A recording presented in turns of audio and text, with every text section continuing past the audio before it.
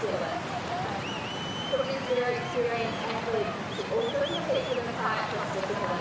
Had a shoulder injury last year, but she's back next year. She was 36th in the time trial.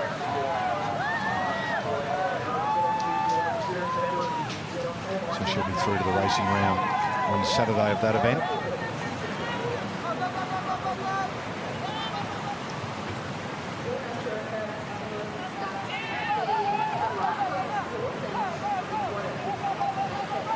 A lot of ups going on the bank.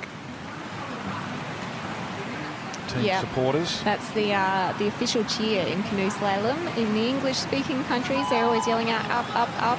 Sounds a little funny when you first join the sport. We've got a little piece on that coming later in today, so stand by for that. The origins and the various languages of that, pronunciations of up, all different ways. Williams has lost a little bit of time after a fast start. Middle section dropped and then has fought back quite strongly, so 107 into fourth place. So